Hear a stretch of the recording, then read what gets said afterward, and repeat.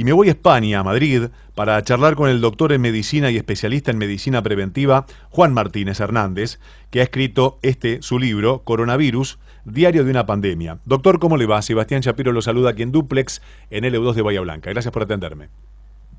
Muy buenas tardes, gracias a ustedes por la invitación. Muchas gracias. Bueno, ¿cómo está Madrid en este Bueno, complicado panorama pandémico? al margen de que hoy es jornada electoral por unas elecciones que nadie esperaba, ¿no? Unas elecciones regionales, la situación es engañosamente favorable.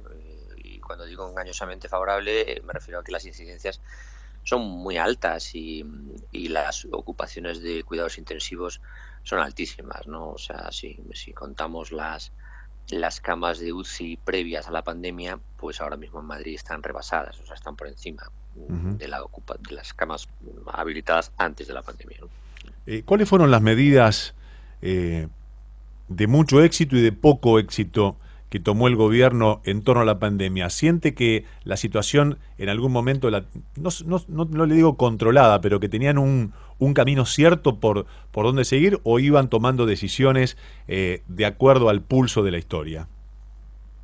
Bueno, un poco lo que yo quiero plasmar y creo que he recogido en el libro es que durante las primeras semanas del origen de la pandemia la desorientación técnica fue total, ¿no? Es asombroso el nivel tan bajo de respuesta técnica que se dio en los países occidentales. Por el contrario, en los países orientales, en China, en Japón, en Corea y también en Australia, en Nueva Zelanda, pues fue modélica, ¿no?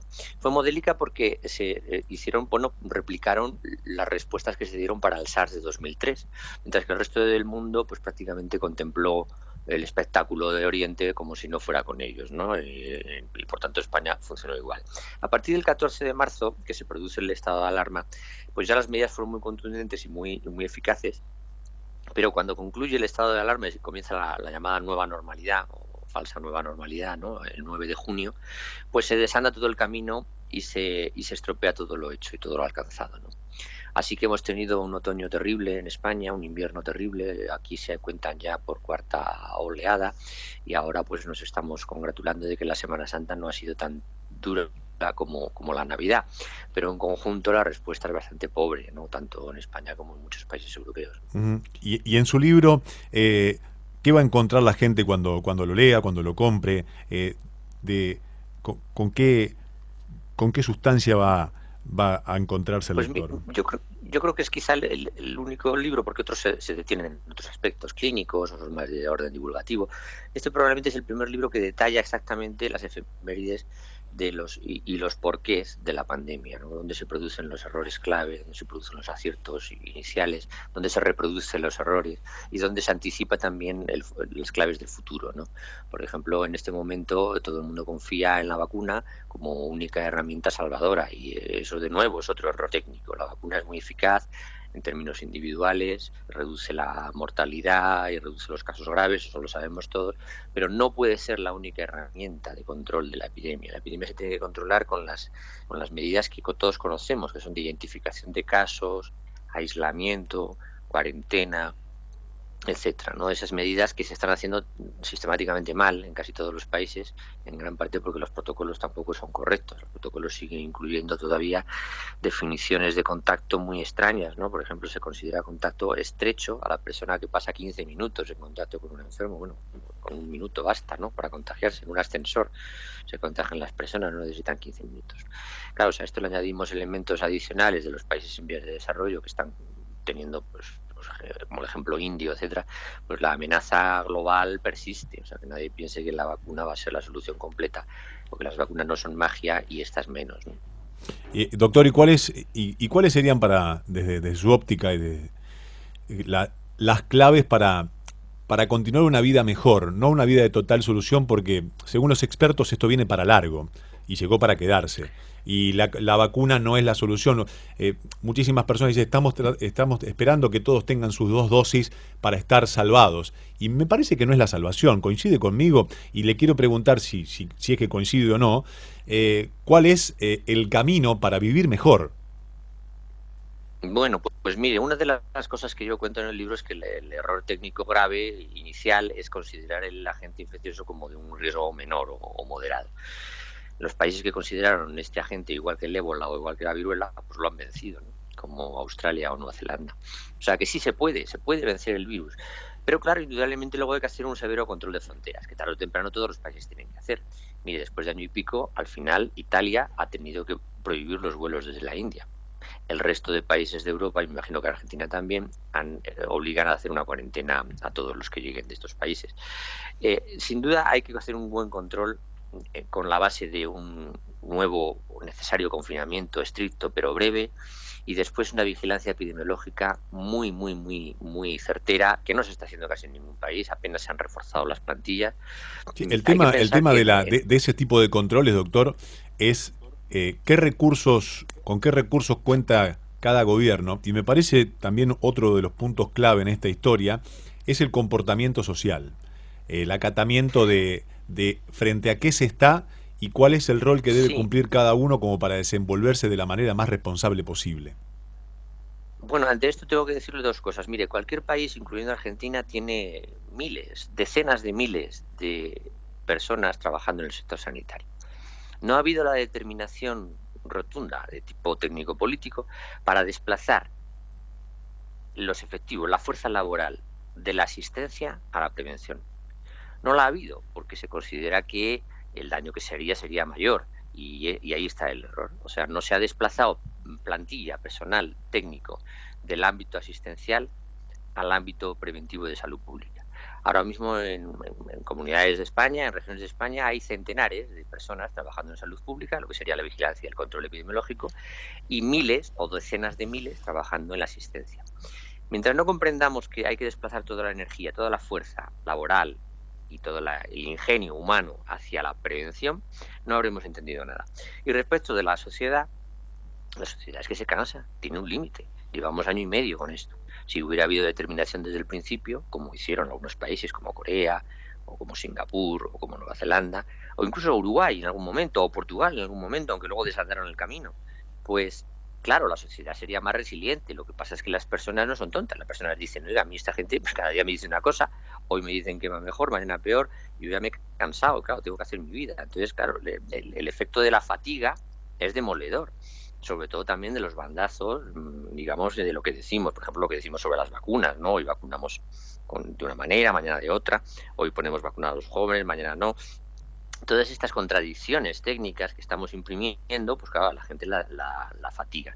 Lo que hay que transmitir, sin duda, sin lugar a dudas, es confianza en que podemos vencer a la epidemia. Y para hacer la vida más sencilla, hay que entender, que me preguntaba usted antes, hay que entender que el virus solamente puede pasar a nosotros a través de otra persona. Y por lo tanto, si usamos consistentemente la mascarilla de alta eficacia, a ser posible, en los entornos donde hay otras personas que no sean nuestro inmediato núcleo familiar, nosotros habremos vencido la epidemia en nuestro vida cotidiana, no a nivel general, pero sí en nuestro núcleo vital. ¿Quiénes son más vulnerables en ese sentido? Las personas muy jóvenes, que no van a acatar las normas con facilidad. Por eso tiene que haber también una vigilancia pues estricta, relativamente estricta, de los comportamientos callejeros, lo que llamamos aquí el botellón, o las fiestas descontroladas, porque son origen de rebrotes, ¿no? Está en línea el doctor, me parece, no sé si lo... Sí. Perdón, Sí. Pensé que se había cortado. Perdón. Doctor, la última.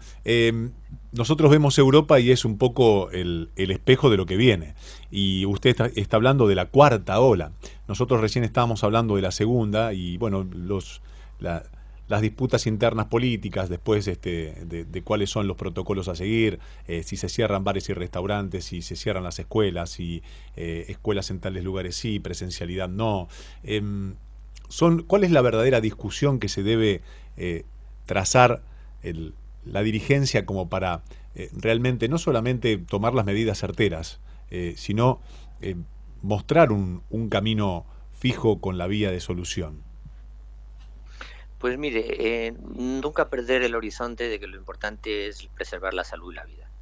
Si no perdemos este horizonte, todo lo demás tiene sentido.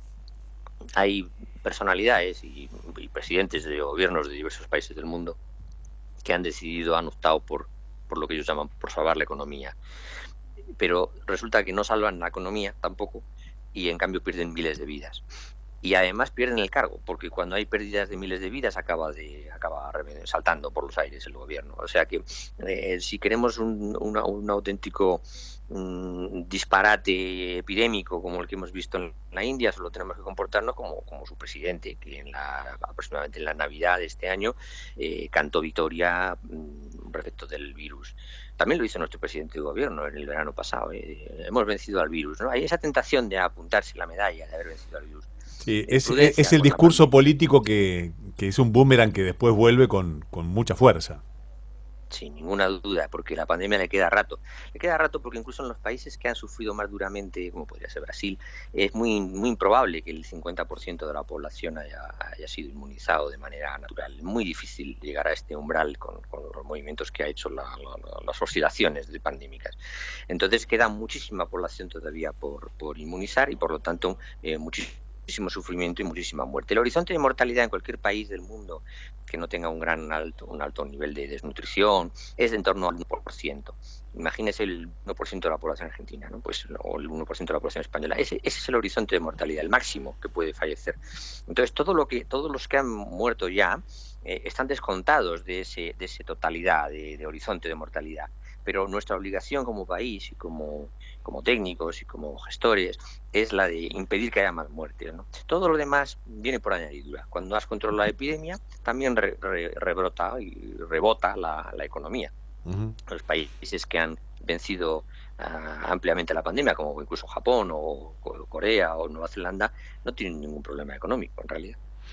Bien, acá hay un punto preponderante que es el tema económico, el tema del recurso. Yo creo que son varios los pilares fundamentales, no solamente el recurso económico, la capacidad de poder construir un sistema eficaz que le dé un viso y un horizonte a qué se hace, cómo se hace, a cómo está preparada la sociedad de una manera de educación para acatar las normas que hay que acatar y llevarlas a cabo y ser mejores cada uno con sus responsabilidades y también de tener a disposición no solamente el recurso económico sino también el recurso logístico local, interestatal y nacional como para llevar a cabo algo realmente bien planeado. Son pocos los países creo en el mundo que reúnen todas estas condiciones, por lo menos la Argentina no. Muy pocos, y de hecho los países que lo hicieron bien en la primera oleada, como pudo ser Grecia o Portugal, luego han tenido, o Alemania, han tenido una catastrófica segunda oleada del brote de Navidad. A lo que usted decía, el cansancio y el hastío de la gente también, ¿no? Sostener las medidas es muy difícil, y es muy difícil sobre todo si el marco mental es equivocado. O sea, si pensamos que este virus se ha domesticado, o este virus es de menor importancia, o los casos leves no contagian. Cuando tenemos errores mentales, pues se reproduce el drama. Por ejemplo, un error grave del marco mental equivocado es que los jóvenes nos afectan. Entonces, como los jóvenes nos afectan, pueden mantener relaciones mucho más amplias y tener fiestas. Eso es falso, los jóvenes se afectan también. Ahora mismo las unidades de cuidados intensivos de la Comunidad de Madrid están llenas de personas de menos de 60 años. O sea, son personas realmente muy jóvenes, incluso de 20 años hay alguno. O sea que transmitir ideas falsas es lo que conlleva luego a comportamientos erróneos, ¿no? Las medidas, si se aplican en un periodo de tiempo breve, pero de manera muy rotunda, son muy eficaces. Y eso lo ve todo el mundo. Con lo cual, ahí el refuerzo positivo está garantizado. Pero cuando se retiran, el rebrote está asegurado. Y esto es otra cosa que tampoco se transmitió bien en el mes de junio o julio en Europa. El rebrote está asegurado al retirar las medidas de prevención y control. Por lo tanto, ahí, en esos meses, quizás en esa tregua que nos da la epidemia, es cuando tenemos que rearmar el sistema sanitario para hacer la búsqueda de contactos, el rastreo, el testeo y todas las medidas que son eficaces. También las legislativas. En España, por ejemplo, prácticamente no se ha hecho ninguna cuarentena obligatoria. Prácticamente en ningún lugar del mundo se ha planteado la cuarentena obligatoria. Además, se suele decir que los países que plantean cuarentenas obligatorias, como Cuba o China, pues que son países, son dictaduras. Bueno, aquí en Argentina se hizo una cuarentena obligatoria. Pues esa es una buena medida. Es una medida que si se persevera será eficaz. Pero claro, si realmente es obligatoria sobre el papel y luego las fugas, digamos, de la gente en los barrios, etcétera, pues son incontrolables, pues claro, ahí ya. También está el tema de los test. Los test masivos en algunos lugares de Europa se hicieron sin ton ni son en centros comerciales al que quería voluntariamente. no es así como hay que hacer los test masivos, hay que hacerlos en el entorno de los casos. Es decir, si en un bloque de viviendas aparece un caso, hay que hacer un test a todos los Claro, ¿y vecinos. cómo Bueno, pues detectar eso no se cada ha caso hecho. y estar encima de cada uno de ellos? ¿Cómo se hace ese mapa de calor permanente y se ataca de esta Bueno, manera eso que es usted una oraliza? rutina. Los epidemiólogos lo hacen por rutina, lo saben hacer muy bien, en todos los países los hay. Lo que sucede es que por incidencias, con incidencias superiores a 50 casos por 100.000 es imposible el rastreo epidemiológico, porque cada caso genera 10, 15, 20 contactos, y entonces eso multiplica. Si estamos hablando de una incidencia de 100 casos por 100.000, pues eso son 1.000 casos por millón, son 10.000 casos por 10 millones de habitantes, y sus contactos son 100.000, 150.000. Nadie puede seguir 150.000 contactos. Seguro. Claro, hay que rebajar mucho las incidencias, como llegamos a tener aquí en el verano pasado. Llegamos a tener 9 casos por 100.000, y ahí aplicar un ejército de rastreadores. ¿Qué sucedió en España en esa época? Pues que la gente se fue de vacaciones y pensamos que no iba a volver, pensaron algunos que no iba a volver la epidemia. Y entonces nos hizo un rastreo de esos pocos contactos. De hecho, nos sorprendió, la gente se sorprendió de que hubiera otra vez COVID. Pues claro, es que el COVID no se va a ir, o sea, el COVID va a estar mientras no lo eliminemos. Y tarde o temprano todos los países tendrán que emprender estrategias de erradicación, tarde o temprano. Porque lo contrario sería como querer convivir con la polio o con la viruela o con el ébola. O sea, no podemos convivir ni con la polio, ni con la viruela, ni con el ébola. Por lo tanto, tampoco podemos convivir con el COVID. Y tarde o temprano habrá que hacerlo. La vacuna será de gran ayuda para rebajar la incidencia. Pero aún así, esos casos que queden, habrá que cuarentenar sus contactos, habrá que aislarlos en centros monográficos específicos, porque si no se contagiarán a otros pacientes del hospital. Y todas estas medidas, que siempre son las mismas en el fondo, porque hace un año hablábamos ya de esto con ustedes, quizá, y decíamos exactamente lo mismo, son las únicas estrategias posibles para eliminar una enfermedad que nunca debió llegar, porque debimos haberla controlado en el origen. Y es un poco lo que cuento en el libro, ¿no? Haber hecho medidas muy activas, muy proactivas en las primeras semanas, en lugar de ver la televisión como hicimos, que lo que hicimos fue ver la tele, viendo cómo los chinos montaban sus hospitales. Cuando ya estaba publicado, por ejemplo, el doctor Joseph Wu en Lancet, el 31 de enero, hay una publicación en la que dice exactamente lo que va a pasar. Y es que desde Wuhan van a llegar centenares de casos a todos los aeropuertos internacionales. Eso lo dice Joseph Wu el 31 de enero del año 2020. ¿Qué hicieron los estados, Argentina, España, Italia, entre el 31 de enero y el 1 de marzo? Absolutamente nada.